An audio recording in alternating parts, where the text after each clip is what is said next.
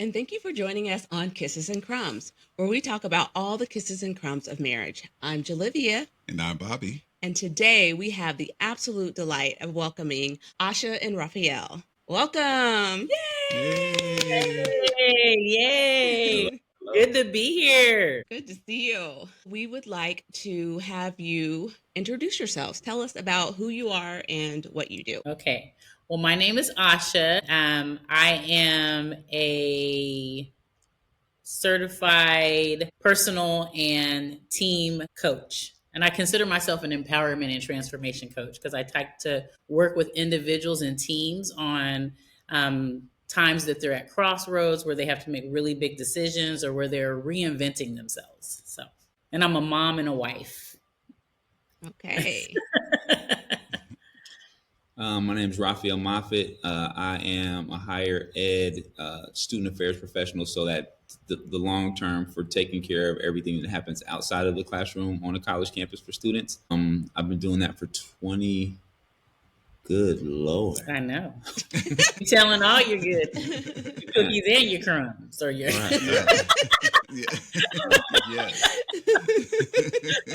leaving the trail of some cookies. Right. I've been doing that for 23 years. And I've enjoyed it. So, and also outside of that, I do a fair amount of speaking on various topics and workshops and seminars just to try to help people become the best versions of themselves. So, been enjoying it. Awesome. And we must say that you are joining us from China. Beijing. Yeah, Beijing, China. So we have to say Sao Shan Hao because it's morning here, which means good morning, and Ni Hao, which means hello.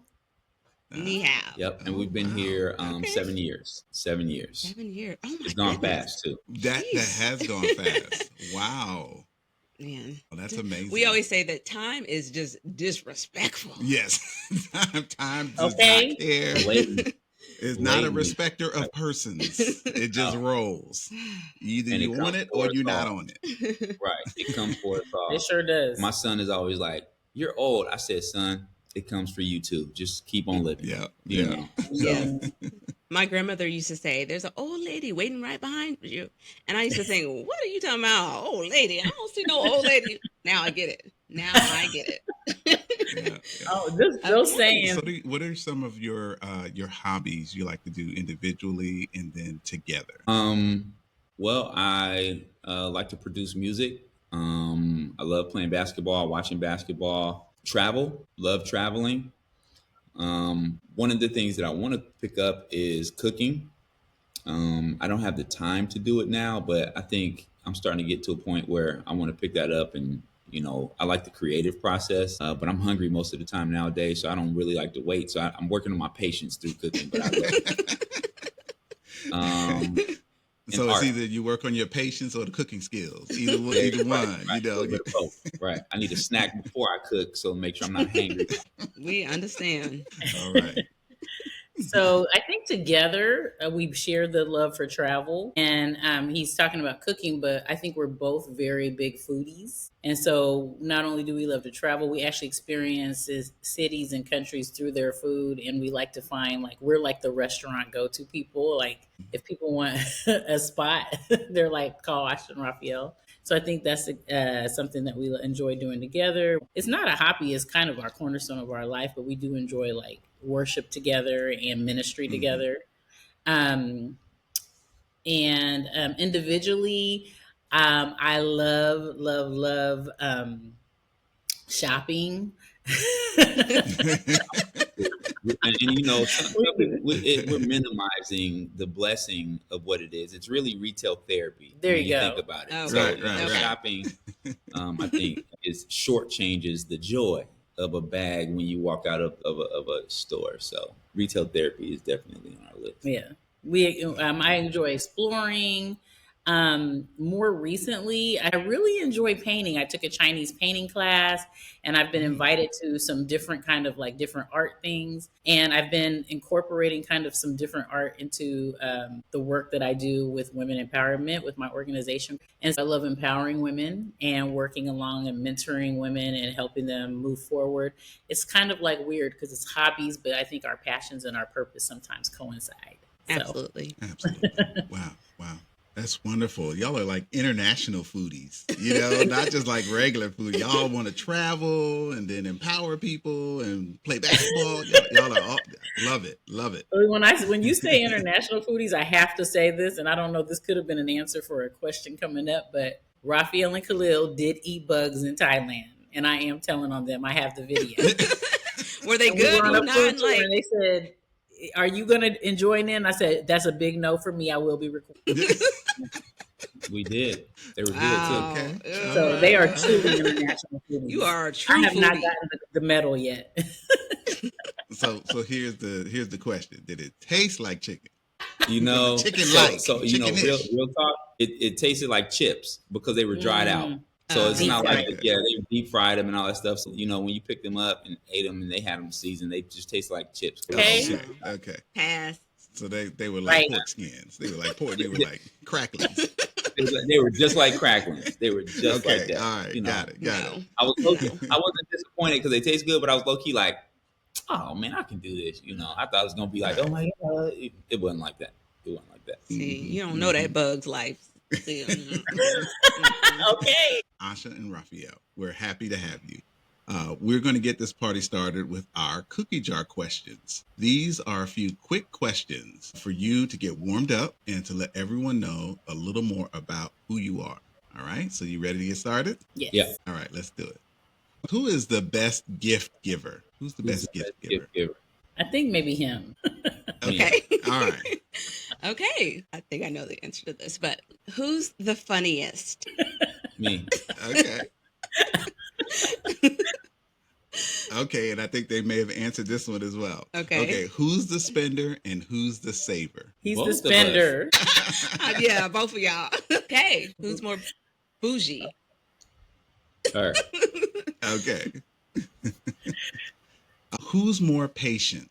Who's more Me. patient? Okay, and we kind of alluded to this one before, but who cooks the best? Gosh, 100%. She's a great cook too. Great cook. All right.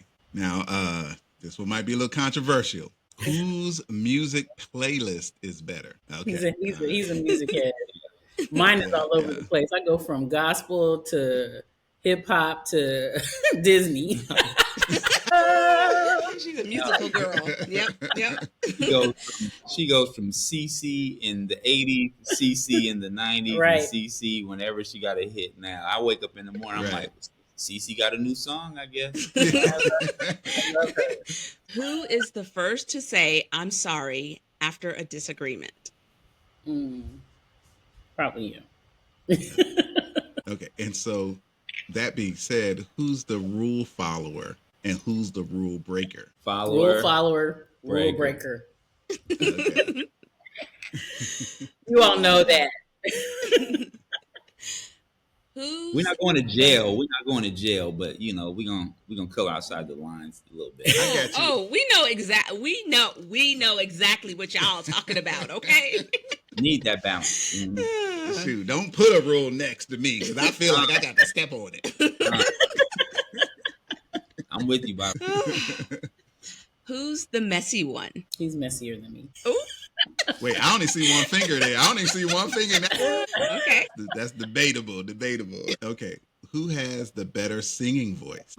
Neither one of us are big singers. I said, I can sing in a choir if you give me my note. I'll help you get your volume, but neither one of us have the gift. No. Khalil's the singer in the family. Yeah. Oh, Yeah. okay. Son, He has a good voice. he can sing. That's cool. So who's the most romantic? You? Yeah. Okay. All right. Cool. All right. That was Cookies in the Yay! Cookie Jar. All right. Thank you so much for playing in the cookie jar where you never get in trouble for sneaking a cookie every now and then.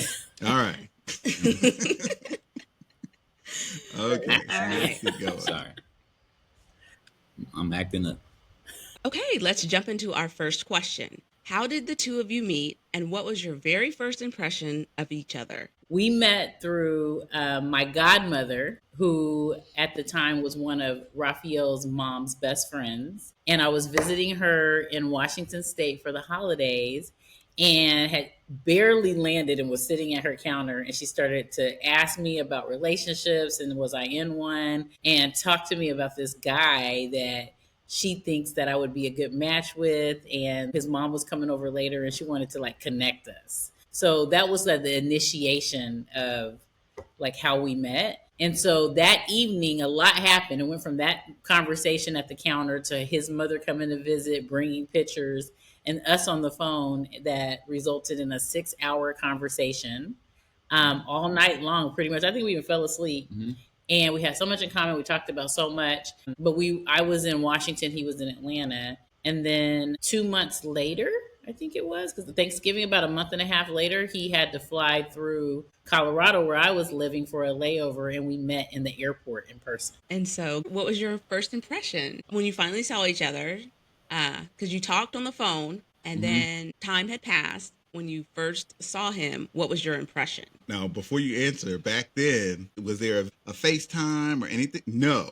So No. when you first saw each other, what was your first impression? So for me, I feel like I started really liking who he was. Like, like I was already like sold on like, man, just what he's doing, who he was, his, sense of humor, his personality. And so I had already seen pictures. We couldn't see each other, but we had both sent each other pictures. And so it was, it blows everybody's mind, but he had locks at the time. And I knew that because I saw pictures of him without him from his mother, but then I saw the photo. He sent me a photo of him with locks. But then when I saw him in person, I'm like, this dude looks like, first of all, I was super excited because he was like, man, he's tall, Right. Because he was coming through the security line. And, he has a walk, which I still love. And he was just like super confident, gliding, super sure of himself and everything. But I'm like, he just looks like really comfortable in who he is, but he looked like a pure college student. So hoodies, big jacket, yeah, baggy pants. So just super comfortable. It was the super early was it 90s? It was 2005. Okay. Like literally, like a year before we got married. Yeah. Oh, and I wasn't. So, Raphael, what was your impression? First impression? Oh, I thought Aisha was fine. As soon as I saw her, I was like, okay. Yeah, this might work, So. Yeah. Excellent. She's not crazy. She fine, so we just gotta make sure she's not crazy. We in the gang. But yeah, she was fine. Dudes are visuals. As soon as that first like 10 seconds where you're like, all right, oh, that's her, and then you go, oh, that's her. Okay, and so yeah, I was like, yeah, cool. And then so our first date was in the Denver airport. Right. Yeah, we went to like a Mexican restaurant there. It was good. It was good. So excellent. So everyone talks about feeling butterflies when they first become romantically involved. Who experienced butterflies when you were together? And what did it mean to you to have butterflies? I think in retrospect, where I was at that time in my life, I didn't feel butterflies. I felt joy because I grew up in a relatively strict Pentecostal church. And so my faith-based tradition and spiritual lane that I grew up in was important to me. Really, I mean, it's still important, but it was really important at that time when I was thinking about who I was going to be with. And so I think more than anything, it was somebody who was progressive and wanted to experience life, but understood that part of who I was too. So I could talk about, a range of different things. And I think that brought me joy because, it wasn't always like that. And I always had to kind of preface like, all right, so look, when you come to my church, they're going to be loud. The Jenkins going to run past you, but you do it every Sunday, though. I didn't have to explain that stuff, and Aisha understood that part of me. So I think I felt like joy to finally be able to be with somebody that, I was very comfortable sharing that part of my life with, and it didn't have to come with any paraphrase or any kind of, precursor to what they were going to experience. So I think it was joy for me more than like the butterflies. It was the joy. Yes, I think, I definitely had butterflies. And I just think like he was introducing me to some new things in life that I had never experienced. Like, the way that he moved around cities and the way that he experienced like culture. And my butterflies were like the regular butterflies of like, oh my goodness, this is like, my guy. And I really like him and all of the things that he did that were romantic. But it was also like, man, he's opening up a part of me that actually is there that I didn't know that existed. And that was where the butterflies came from, because Beautiful. it was like, man, this is who I am. Like, he's moving and like showing me things, like, I really connected to his mindset. And it was great that we did have the same spiritual foundation too. And I'm like, this is like the full package, like he loves the same things I love. And there's things that I've never been able to express or talk about or adventure and see. And he's literally like helping reveal this part of me that I kind of had suppressed. And I think it was like, I mean, there were times where when we would be together, I felt like I felt bats. Yeah. you know, Oh my gosh. oh, That I'm like, is, this is it. yeah, girl. Full blown bats. Okay. I'll take it. I know it So, sounds dark, but it's a compliment. no, no, So, no. yeah. I know what you mean. I know what You you know mean. how it is, Butterflies right? began to be so big that they was batting around in there. Yeah, I get it. Exactly. It wasn't just a flutter. It was like a deeper kind of like feeling. Can you pinpoint what it was about the connection that caused you to just keep coming back? Was it just the consistency of who he was and how he made you feel? Yes, I mean, I can. I loved a lot about Raphael. I told you before I even saw him. I loved what he was talking about. I loved that there was a familiarity and we had a connection. I mean, there was really a lot of things that we aligned on. We both Mhm. really loved God. We were raised in the same kind of organization. We had the same values. So, I mean, I think that was one of the things that helped us start coming back. We kind of navigated our values a little differently. We had the same values. And he was ambitious and driven, which I was as well. We just had the same worldview about a lot of things. Also, Raphael was really fun. He was really edgy, and like he was me, and I always was kind of in a box. And Mhm. Raphael had found a way to continue to hold on to his foundation, but not allow that back box to define him. And he helped me. He was helping me find that, and I was kept coming back. I think for that reason. Yeah, I think for me it was definitely the values. My mom always been telling me this since I was like 12. So at 12 years old, it all sounds like babble, but she was like, "You better marry somebody that got the same values as you." And I'm like, "Mom, I just passed her the note to see if she'd be my girlfriend. We in Sunday school." But as I got older, I understood, like, we were talking about time a little bit earlier, and time will pass and we will change and all these things will evolve. But people's values, I think, stay in marriage. And so I was really enamored by her having a strong set of core values that either were like mine or complemented the ones that I Mhm. had. And so I could see a future. I think sometimes people look at each other and say, I could see this person with me or me being with them based on how they feel. But I think you really got to take a look at somebody's values. So when I looked at her values, I was like, yeah, this is the beginning of something that we want to build. And her character. I mean, Asha's probably the most well-intentioned person that I've ever met. And so I would see her interact a lot with people.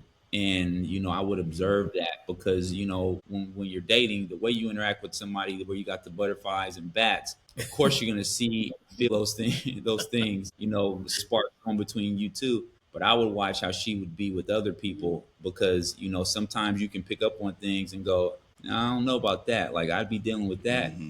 because I don't know, or I want more of that. And so I would see those things and Mm. go, Mm-hmm. yeah, I like that. And she does that consistently with everybody. And so I got a chance to see her character. And my wife is fine. So, like, it Okay. makes Okay.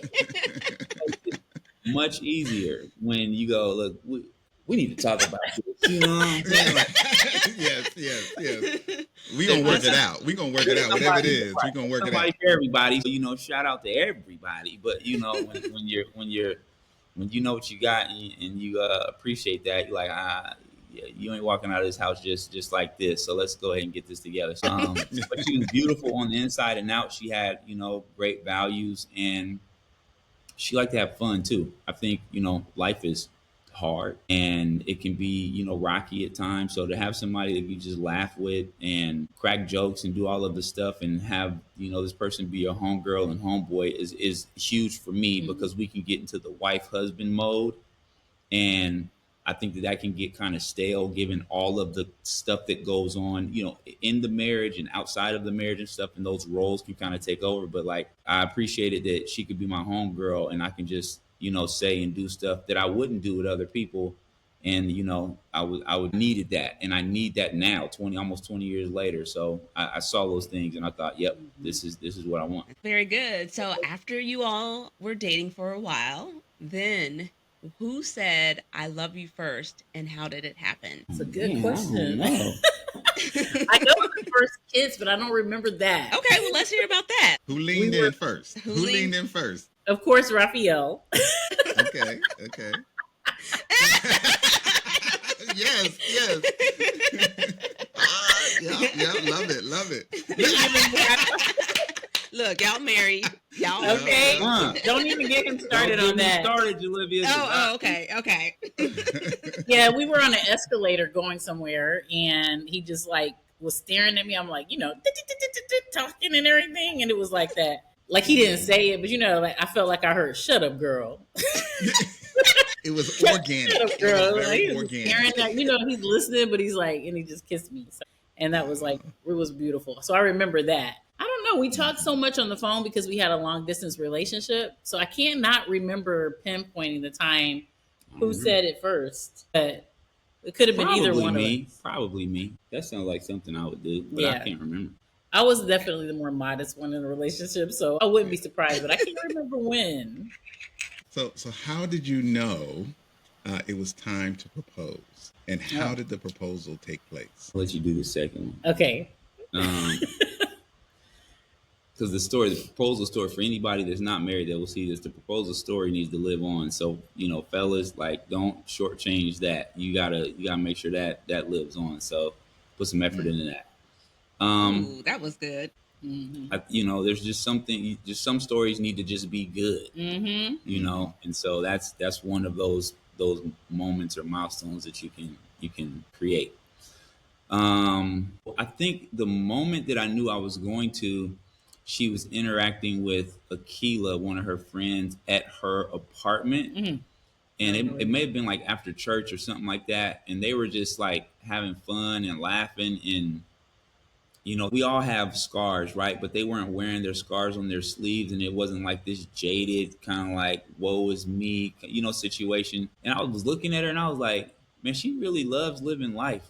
And, I like doing life with her. And I want to marry her. I like this. And it was just this feeling of like, she's not a blank slate, but is somebody who has her own identity for sure. Anybody that knows my wife understands that. But she also wants to live a whole lot of life in some ways that I feel like I could contribute to, and vice versa. And so in that moment, I was like, I'm gonna marry her. And I think it was getting back to the joy for me. I could see the joy in her, and then I could see the joy that I knew the joy that I had. And then I was like, we can create this joy together, and just continue to remember like this is what brought us together in the tough times. So it was in that moment I was like, yep, I'm gonna marry her. It wasn't like this. We were at the park and doing all this stuff. It was like, yeah, this is exactly I want her to feel. And she feels this on her own. So I'm gonna try to enhance that. And that was the moment for me. My proposal story was beautiful. I loved it because it was very customized and intimate because it was something that we shared. So when I was talking about all of the exploring and everything, Atlanta is like this big city, so we would always have a lot of fun when we were together, just in general. But when I'd go to Atlanta, particularly because he was in school there, and one of the things that I introduced him to was Cold Stone Creamery. He had never been to it, and he's talking about my personality, and Cold Stone aligns. It has changed, but at that time it aligned really well with my personality because you go in order ice cream. It was like an experience. People are singing and dancing, and it was like, I wanted to go there and get ice cream because I like their ice cream, but I like that whole, like, all of the fun that they had making it and the experience. So I was like, have you never been to Cold Stone Creamery? So it became a thing that no matter whether either one of us were visiting each other in Colorado or Atlanta, that we would go there. I had gone to visit him for a weekend, and he had planned a full day. He was like, you're going to be like the queen for a day. I'm going to take you for things, and we're going to go see a show. It was like a concert that day, like a Christian concert. I think it was BB Winans. It was BB Winans at the Hawks game. That's what it was. Yeah, we went to a game, and he's like, and then of course we have to go to Cold Stone. So if he wanted to get me, I would have had no idea. But the thing that was different about this time, because, I'm a at the counter person, pick my stuff, singing, liking them to flip it and all this. He goes, here, let me get it for you. You sit down. And I was like, oh, but, I'm looking up there like, I want to go up there too. You want the experience. Why am I sit in the corner? And so I'm like, girl, sit down. He's probably nervous. Mess this up. Right. You got people right there. Yes, it was. So I sat down and I told him, I was like, okay, I want Founder's favorite, with the extra bananas. Like I knew my order. And I'm like, a waffle cone, And so I went and I was sitting down and I think I was on my cell phone and he came and I was like watching him. The line was kind of long. There were a lot of people there. And we found out later that I think he had a connection to the owner. They told people at Atlantic Station, if there's any people watching from Atlanta, that place isn't even there anymore. That Cold Stone isn't, but they had told people someone's going to get engaged here at such and such time, and people waited around to see it. So that was like thinking, like, it's really busy today. What's going on in the city? That kind of I literally had no idea. I'm just literally living my best life. She like BB Winans got a following. Right. I was like crazy. I'm like, and they all came to the same ice cream place. Like they followed us here. And so I like saw him walking toward me with the ice cream. And I was more like, why is the cone upside down? But then when I came, he had gotten my ice cream in a bowl and he had the cone upside down and the ring was on the tip. And then how you like nobody can, how they say you can't prepare for some moments. It's like you think about them and you wish for them, but then when it happened, it was like, oh my gosh, it's here. And so he got on his knees, said the most beautiful speech. And for the first like 2 or 3 years, I could actually say it verbatim, but it was like, he's very eloquent. So I don't remember exactly what he said, but essentially like, you're one of the best parts of me and I want to spend the rest of my life with you. It was this beautiful like speech. And we do have it somewhere on DVD. So, and he asked me to marry him. And then I was like talkative and loud, typically. Like, I think I said yes, like, yes. And he's like, I'm going to need you to say that a little louder. I do remember that. For the record. I know. And I'm all, yes. And then I was like hugging him. And it was just so beautiful. And then I didn't even know one of his best friends, Tim, was there, and he was in the bathroom hiding, and he was back recording it, so we got it all recorded. And he was back there, and I didn't even see him till it was over. I'm like, Tim, I didn't even know you were here. So he had planned it. It was a beautiful day from start to finish. I remember there was just like moments, and it was like things that he knew that I loved and I enjoyed, and that connected us together. And there was one thing, only one other piece, is that I had somebody that I knew that was dressed like a bum in there, and then he kind of like stumbled up to the table or whatever, and he could sing, so he sung like a song to her. So she was like, who's this? And I was like, I don't know who this is. And then he sung. That was shout out to Keenan. I don't know where I know, I remember you saying. Yeah, he planned it. Gentlemen, man, he went Jason Bourne on that joint. I love it. All the details. My anxiety was high though, because if something went wrong, I would have been like, I ain't got a plan B. Like I got everything planned out. It's got to go perfect. Yeah, all of it had to go well. You did that. Yeah, that's wonderful. It was fun. It was really fun. That's such a great story. It is. Oh my goodness. I mean, y'all fellas out there, take notes. Take notes. Yep. That's how we want it done. So, for the fellas that married or not married, again, I just think there are moments that you just got to get right. And there's no like pressure in Bobby. I'm sure you can relate to this. Like it's actually fun, but you got to be, attuned to like, all right, this is a moment that needs to go well. And that's not going to happen every day. And it's unsustainable to do that. But Like you kind of want some of the stories to live on, in your head and your heart and in your marriage and, outside of it as well. So people can have a roadmap to, create these memories. And even now, like that memory is just one, but now, being 19 years in, going on 20, we always say like, let's make some memories. Cause again, life be life, and we can talk about action items all day and all of the stuff that needs to happen on the list. But like at the end of the day, sometimes you just need to make memories, because in the end, that's all we're going to have. Nobody's going to think about the bills. Nobody's going to think about all of the day-to-day stuff. You're going to be like, you remember when we went to so-and-so? You remember the ice cream? You remember the blah, blah, blah. So those moments don't happen in the same way they happen when you're dating. When you're dating, it seems like they're just like moments that pop out of everywhere, But when you're married, you need to create those moments. And so I'm sure somebody told me that at some point. It just kind of stuck with me, that you got to make these moments happen. And I think for men and women, we need to be able to create moments for our spouses so that we can tuck it away and pull it out when you want to. Yeah. Yeah. Yeah, that's wonderful. Wonderful. And I love how the proposal was crafted just for her. It was the things that she liked. It was the things that both of you shared in the relationship. And you just put a spotlight on it and you said, yes, these are the moments that I want to have with you, the moments that we share. So that was really, really spot on. I will say this. I did feel a little bit of pressure from this couple that got married a few years earlier. It just so happened to be, what's the show? The wedding story. The wedding story. And I heard this story, early on Like in the our second dating. day he met me. In our dating. And I was like, oh, that's what he did? So I was a little nervous. we're gonna keep this party going. Thank you. Y'all know who I'm talking about. Yeah. Who are you talking about? Right. So that's a perfect segue. I would like for you to paint a picture for us. How would you describe your wedding date? Wow, it was really, really. I don't know if it was magical, but it was very wholesome and joyful. And I just remember feeling the happiest that I had ever felt in my life up until that point. This is really important. I want to say I felt peaceful. There were a lot of things that could have come against us and could have like caused seeds of doubt. But when I woke up that morning, it felt good and it felt right. And it was a combination of us getting married, but also being surrounded and celebrated by the people in our lives that we love the most. Because I don't know, I think early on I recognized like we are going to be together forever, but we're not going to always be with these people in this setting again.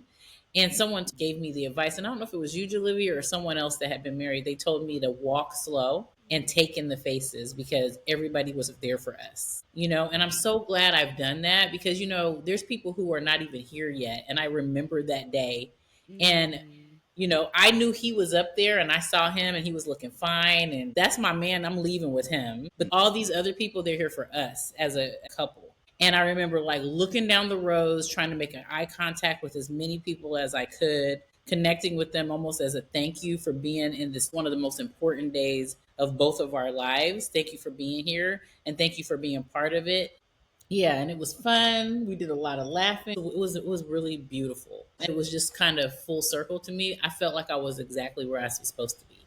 Mm. There was a lot of going on and a lot of people. There's a lot of people. God bless my. We remember there's a lot of people.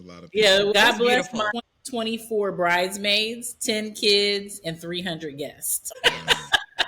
Yes.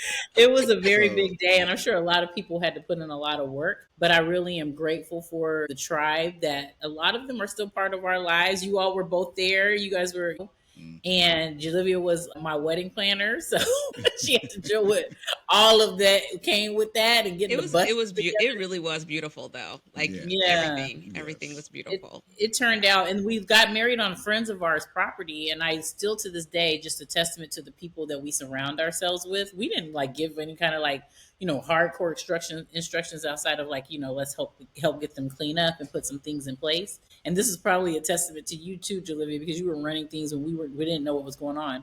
But they called me afterwards and said that they did not find a single piece of anything on their lawn, and that we had left their house like pristine, and that was really important to me. So that happened, and that that they had actually offered on a visit with you, Jalivia, if you ever want to get married here, this is a good wedding venue. And they were like, be careful who you tell that to. Yeah, Because yeah. I don't even think it was a whole year later. I was like, remember what you said? Yeah. So But anyway, that being said, there was so many people there, and it was just a beautiful, it was a beautiful spirit there.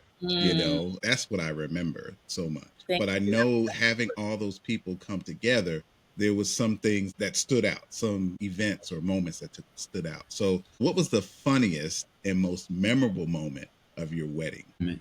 For me, one of her friends, Keisha, we all know, gives a speech at the reception. She like wanted to thank you. She's holding a little glass or whatever. I want to thank you for loving my sister and that. And I was like, oh, that's so nice. Here you go. She's like, and if you ever do anything wrong to her, I'll kill you or something. I was like, oh.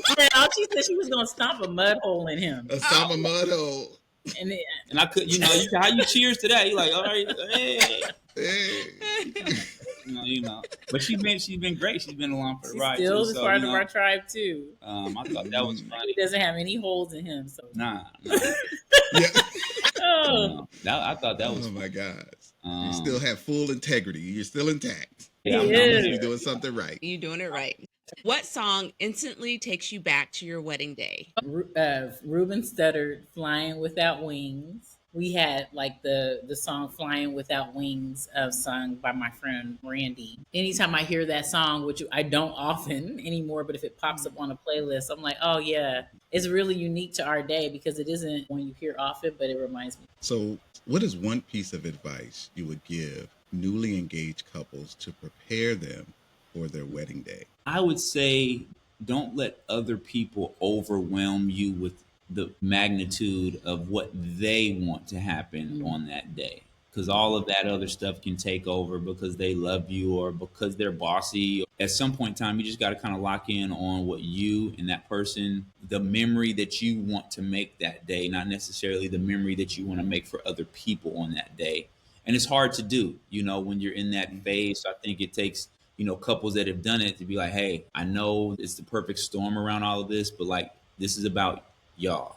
It's not about them and him and her. Like, this is about you on that day. So like, make sure that you lock into something that you're going to be able to look back and go, yeah, that was this portion of it. The larger portion of it was about us. So, but I think they need to hear that a lot because in that phase, you hear a lot of voices about the planning and all of the stuff. You can kind of forget that it's about two people that are going to go into this covenant on that day. So I would say just, have people around you that can remind them like, this is about two people and God. That's it. Everybody else is there to witness it and be a part, but they're not the main characters in this movie on this day. Both of you are. I would tell them, what do you want to remember? Because you think about it as a day, but if you can reach far into the future, what do you want to really remember and plan for that?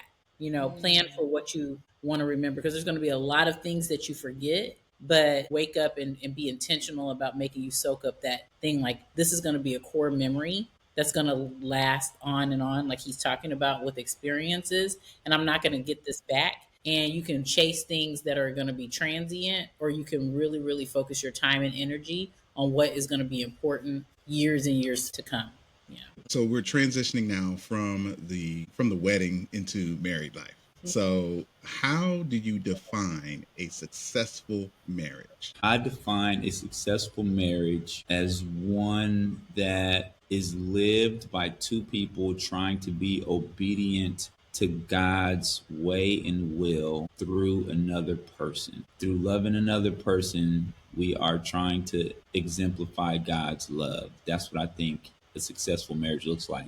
And success does not mean perfection, because there's a lot of successful people that have failed along the way, but ultimately when you look at the sum total of what they've accomplished, they're successful in how it's defined through business and ventures and finances or whatever, like in the natural sense. But in the spiritual sense, with marriage, I think it's two people trying to become one to love God the best they can through another person. Yeah. I think just a short thing, I was just thinking about words that stood out to me.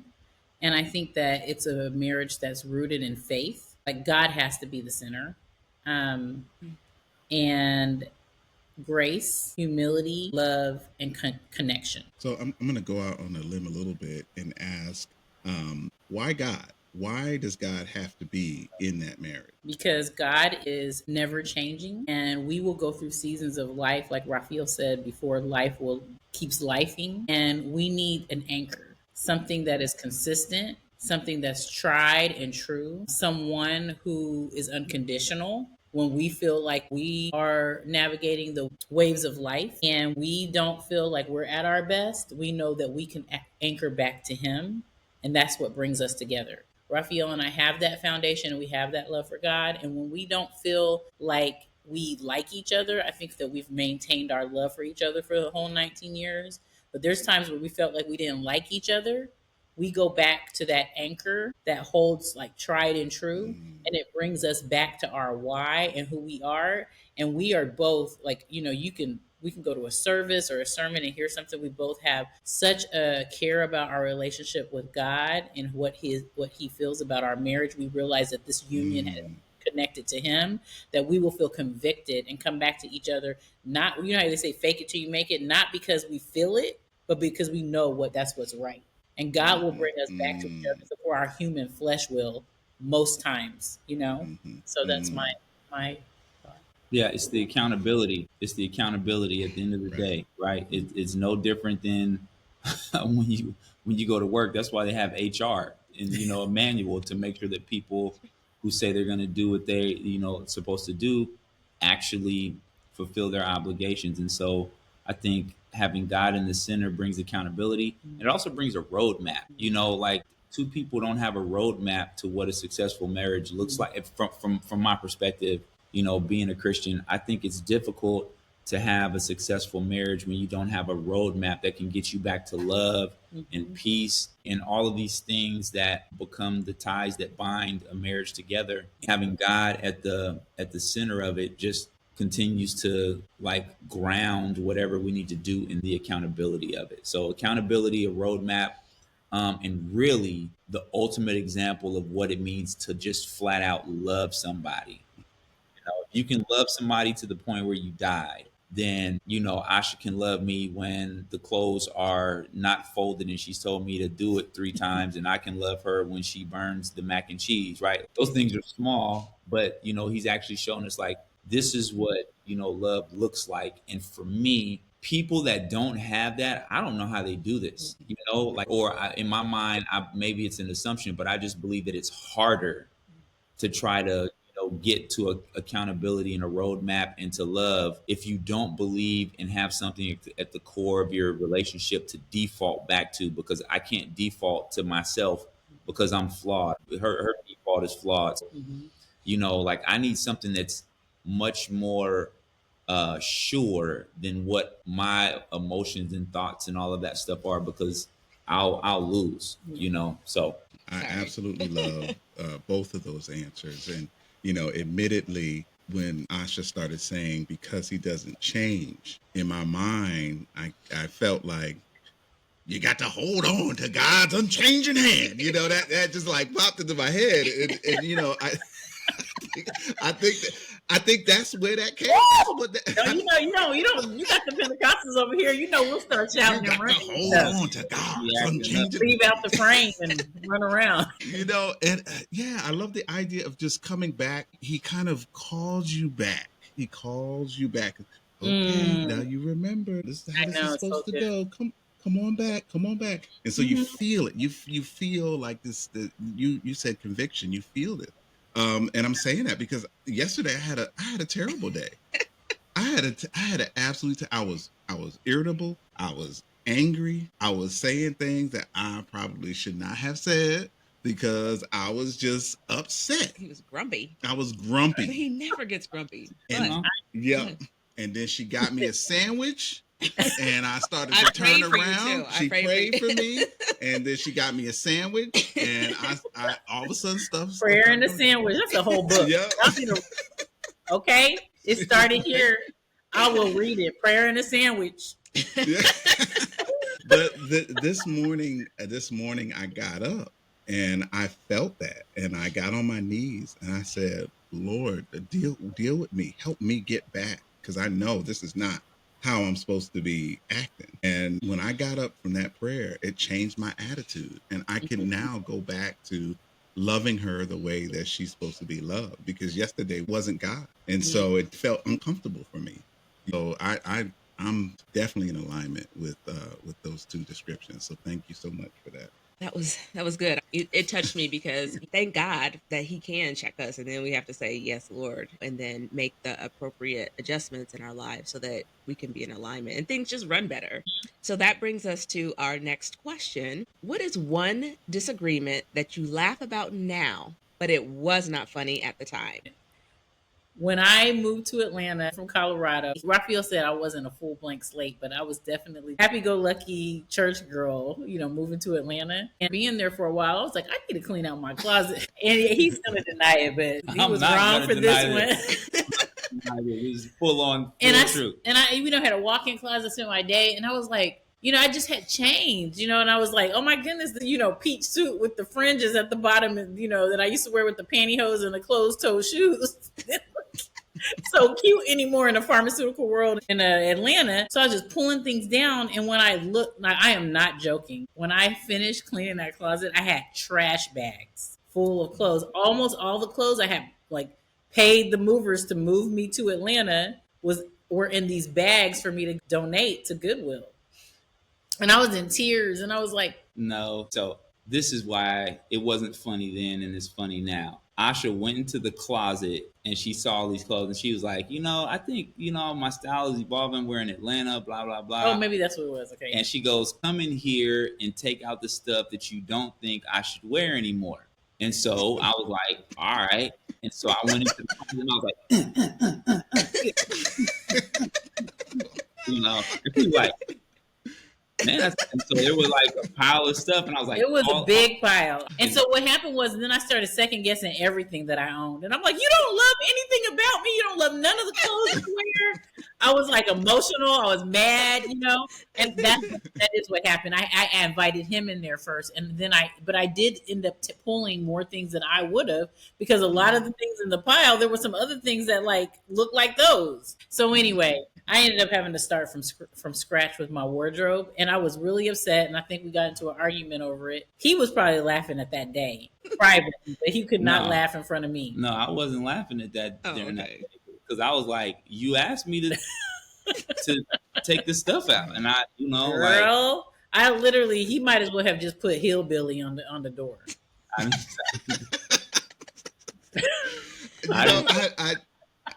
Oh man, I gotta stop you there, because I love the vulnerability of that, Aisha, where you are like, look, I want you to, and you correct me if I'm wrong, but you're like, I want you to look upon me and see me as beautiful. So whatever you see that's not quite right, you can put it in the pile, because I want to be there. I want to be there fully for you. That is being vulnerable. And a lot of people don't have the courage to be vulnerable, even with their partners. That speaks to a lot of people. Yeah. That vulnerability is key. Yeah, that's true. It was because I cared about him, and I'm like, it didn't really matter what anyone else thought. And I will say that is big. I hope I always operate in that authenticity.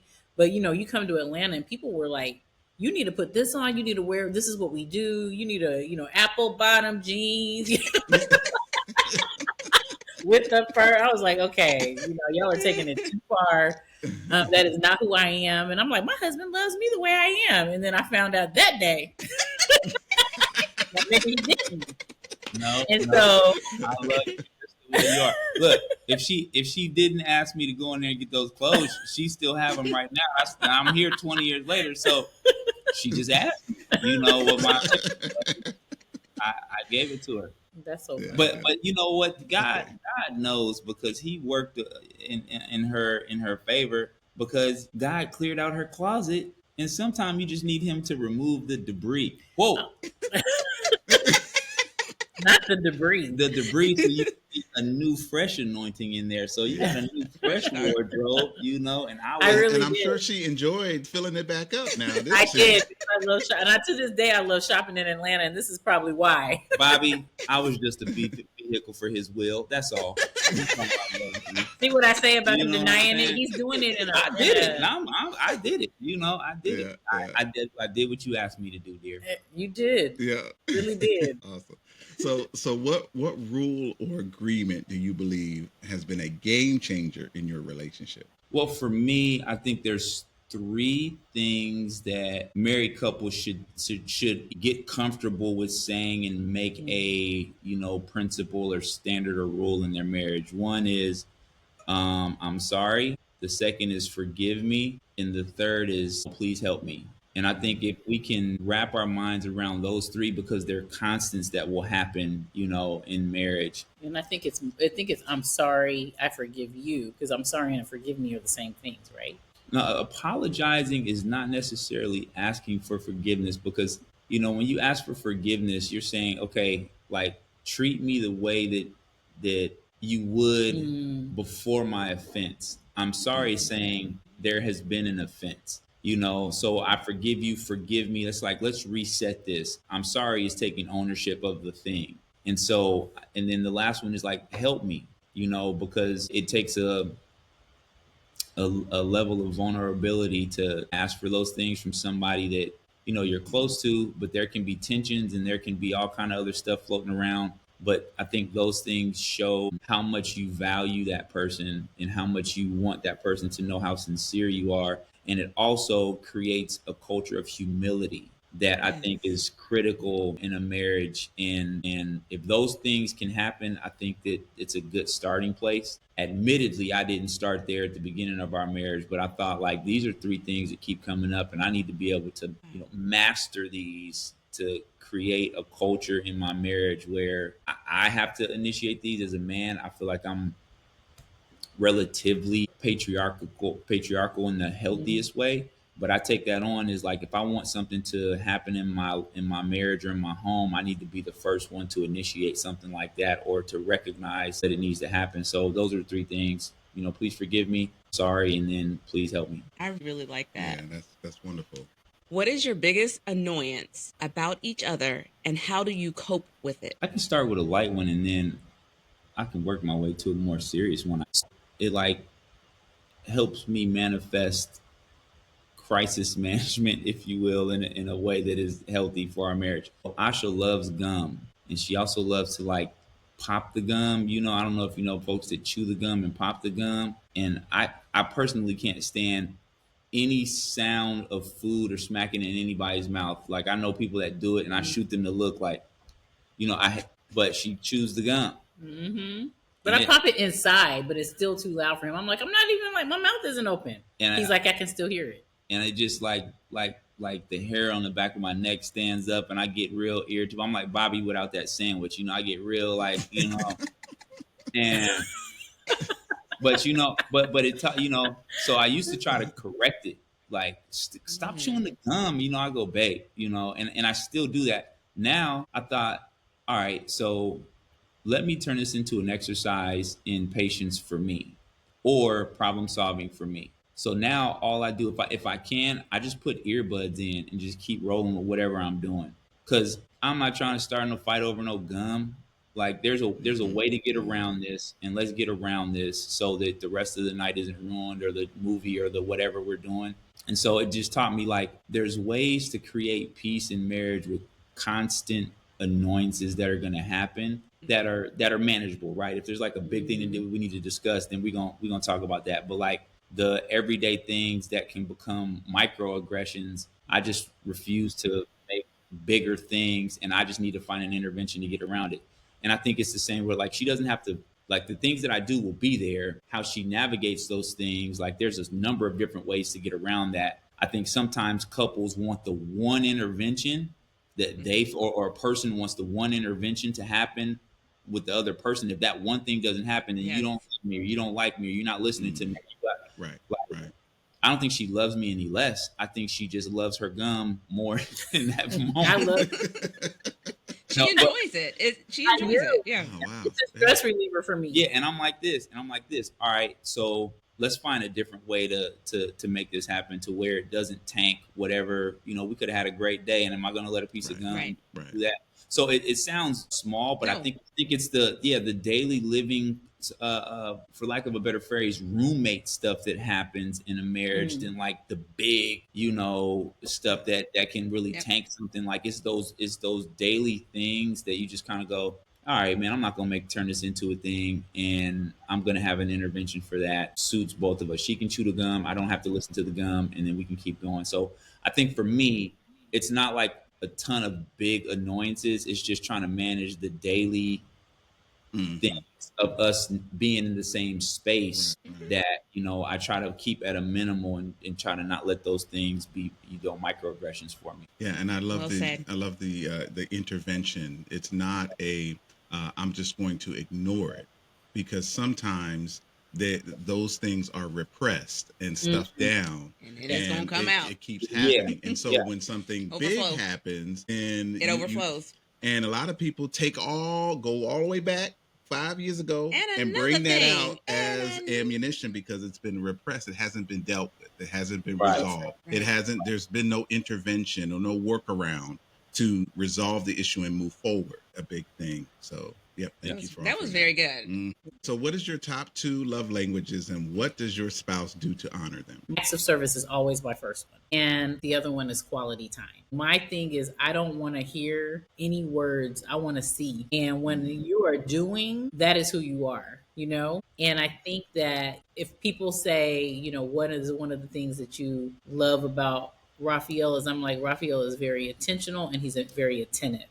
And he's always like doing things to show me every day that he loves me. And even if it's something that's outside of kind of like his comfort zone or what he wants, he'll do it. And he's still opening doors, taking bags, don't lift that, just like a perfect gentleman. And I'm like, those are things that have carried through and are really, really consistent. And also things that maybe he doesn't do so often. If I'm like, don't throw all your clothes in a pile in the middle of the, hotel room, he's like, we'll find the drawer or bring the laundry bag, and he'll actually like do it. And sometimes he'll be like, you see, I did it, I listened to you, that kind of thing. So I think that kind of is why. And then I just love being with him and spending time with him and being in his presence. And like if he's gone, I don't even sleep well the first or second night. I just love to spend time with him and us talking. I mean, a lot of times it turns into a business meeting because we both have like really full lives, but it's just good to be together. Physical touch, physical touch. What? And physical Nah, touch. nah, nah. Physical touch, and I think a quality time. I come from a family where people really like to spend time with each other, and my close village, small village of close friends, we really like to just hang out and be with each other, and make sure that we're intentional about the attention that we give to one another. And so I really value that. I grew up an only child, so the people who I get to spend time with, I really, really care about, and try to maximize those moments. And also too, in more recent years, being a cancer survivor, I really have a different perspective on what it means to spend quality time with somebody, because when you have to, at least to some degree, conceptualize that time could run out, Mm. then it's like, yeah, this time piece is not, it's a gift, it's not necessarily a given. So I think quality time and physical touch for me are the top two. So that is a perfect segue into our next question. What was your toughest season of marriage, and how did you get through it? Jalivia, you didn't put an S on the end of season, so we've all of us been married for a little while, so I think they're tough seasons. I'd say the first 3 years was tough. Mm. I don't think, I mean, you go into it and you think but you don't know, and then these versions of ourselves pop up, and it's like, yo, this is wild, and it's explosive in ways that I didn't, like. And I'm talking about myself. I think that years 1 through 3 was tough. Dealing with fertility challenges, certainly 100% just all stress and all bad, Mm-hmm. on both of us. Going through any kind of health scare, with either one of our spouses. I mean, she's had hers, I've had mine. Those are tough. I think early on too, both of us reconciling that we grew up in the same faith-based tradition, but that was applied different in the judgment tug of war. I think was something that we had to really lay down, or it was going to be a deal for us, And it was like nobody has a monopoly on how we serve God, so let's just start there and figure out what our cadence Right. is going to be. I think that was really healthy for us, and then I think this is like a slow simmer, but it's not like a spike. But I think parenting is just a long, constant reminder of, again, how God needs to be at the front, middle, and back of what's going on, because there's other people, and in our case, our son, who is a direct recipient of our being adamant about serving God or our complacency about serving God, Mm. in various moments. And I think for me, like that's been a more recent, the last 12 years, like, all right, what we do and what he sees impacts who he's going to be. Okay, I get it, God. Like, I need to really lock in on you. And when I don't, I need to get it together and get back on track. I agree. I think you covered most. You covered most of the art season. This is kind of the segment where we talk about a sprinkle of wisdom. What was the most important compromise that you've had to make? I think for me, the most pivotal ones for me Okay. when he's talking about church was we did go to the same type of church, but we went to different organizations, and it was like I moved into like his world already, his city, his community, and all this. I had to, I joined a church that was different than what I was, accustomed to, and church was such an important part of my life. And I think, at the time, now I look back and we've both moved and grown leaps and bounds. But I felt like it was a huge compromise for me to have to say, I'm going to leave what I'm really accustomed to and go into what you're really accustomed to, what you're really comfortable in.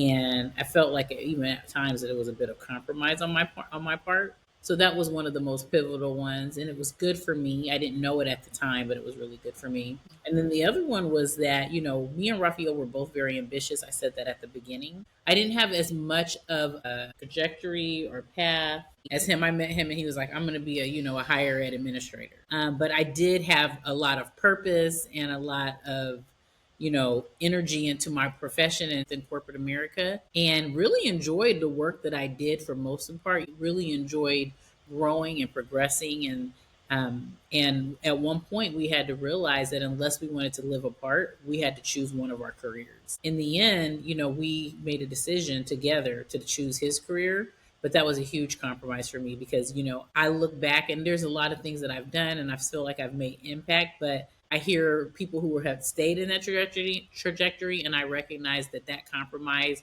cost me like things I don't even know, and I can never ever regain those years back. So it's also been a huge blessing too for me because I'm living a really wonderful life. I'm here in China. So sometimes I can't say that I don't go back in my mind and think about what could have been and what impact I could have made and how I could have grown professionally and as a person, things like that. I think those were two big compromises that I've made since we've been. Yeah, I think that Asha alluded to it a little bit. Understanding that we both needed to honor um, our our upbringing in church, but they didn't need to look the same for us to grow together. And that was a really big barrier early on. And once we figured out that our spiritual, I guess the spiritual part of our marriage needs to evolve in a way that honors God, that's the most important thing. And individually, you grow up in two different ways, doing it two different ways, and you think this is the way and the only way, and how dare you say my way and your way. But at the end of the day, we miss, like, we're both serving God, right? Okay, Right. so we're both two people that come from two different lived experiences. All right, so we're trying to create one legacy through what we're doing. All right, so now what does that part of it look like? And we draw from the better parts of our individual experiences, but then there's a gray area that we fill in with those parts from each side that doesn't look like what either one of us grew up in 100%, and it shouldn't, because we are two different people coming together to create our experience, right? So it looks different, but it doesn't look bad. And once people can conceptualize, like, oh yeah, it looks different, but we're still effective, we still serve, we still learn, we still grow Mm. spiritually, we still contribute, and we can still uh, have knowledge from our personal experiences that can inform hopefully other couples or other people to grow in their walk. We have that, but then we also have this collective that we've created that can also, like you said, I think Jalivia, you said, like these nuggets or sprinkles of wisdom that come from us doing it the way we're doing it now, or we have been doing it the last 20 years. And I think recognizing that without us eroding the foundation of what that looks like, because I think some Right. people go down this road and they're like, how I grew up, it was great, but there's these things about it that I don't like. And then they start to carry that into what's happening now. And it can become extremely detrimental and explosive. And you start looking at the other person like, well, you remind me of that time. Like, I don't, that was over, and that's a part of my experience. How you grew up was a part of your experience. Let's bring the best of those things in here and leave all the other stuff to our counselors and our pastors and our confidants who can help us unravel that stuff and not necessarily an issue for us. What are the pitfalls or things you'd caution others to avoid in marriage? Pride. These are hard. These are like take over time. Like you don't walk in and you're like, I don't have any pride. Like this is like overtime type stuff. Pride, judgment, resentment, anger. I think those are the ones for me. Those are big big ones. Big And Overtime. That happens over time. I just want to preface that doesn't happen day one. Okay. I think disrespect, because both of our core values are respect, dishonesty. Yeah. Because trust, it's harder to build trust back than, to initiate it. You said judgment already. Judgment. That's a big one. I'm trying to think, what's the opposite of transparency? Having your guard up, like Yes. Guard, walls. Walls. Yeah, walls. There you go. Yeah, I think one of the biggest thing you should do is focus on where you can put a bridge and tear down walls. That's good. That's very good. That's very good. Because it's always about making sure you stay connected and recognizing that you're on each other's side. And then early on, and I think throughout all of our marriage, but I think there's more of a familiarity that comes when you're marrying two families. But I think that it's really important for sometimes you not to share. I think you should have trusted confidants. And another great piece of advice someone gave us early in our marriage is talk to people who are for your marriage, not for him, not for me, but for both of us as a unit. And usually those people walk with God. So if you know that they're for you, they're not going to say, no, girl, you need to leave him, or no, man, you need to drop her. They're going to say, what can you all do to, once again, get a connection piece? Because right now there's a wall up and you need to tear that wall down and build a bridge. But I think early on, I think it's really important for close family. And, it's hard because close friends could be your confidants, but people who will bring that into your marriage, that judgment and the dishonesty and the disrespect, and will help this. So don't let other outlier people advocate for those things either. Protect those words and things that you've said that Raphael and I have both shared fiercely, and so don't let anyone else introduce that either.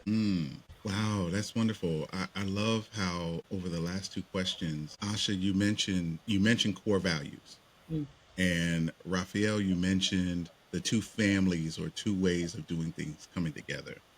And what's interesting is that as singles, you probably had already established some core values for yourself.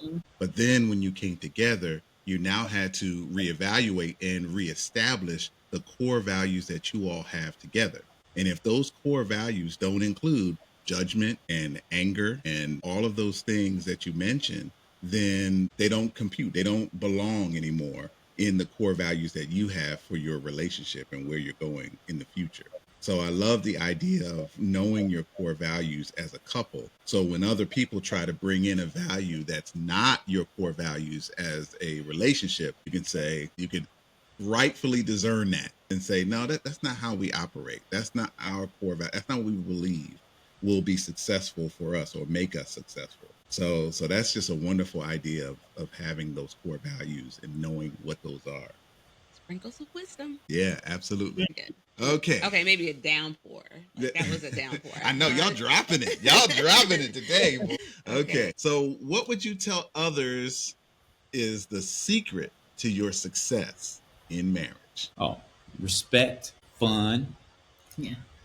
Gotta have some fun. Yeah. Or it could just seem heavy. Like again, that you're my wife, I'm your husband. Like God is in the middle. Like it can just get a little robotic. I think you gotta have respect for each other. You gotta have fun. You gotta like each other. In the moments where you don't like each other, you gotta figure out how to get back to liking each other, and you gotta love them like how God loves you.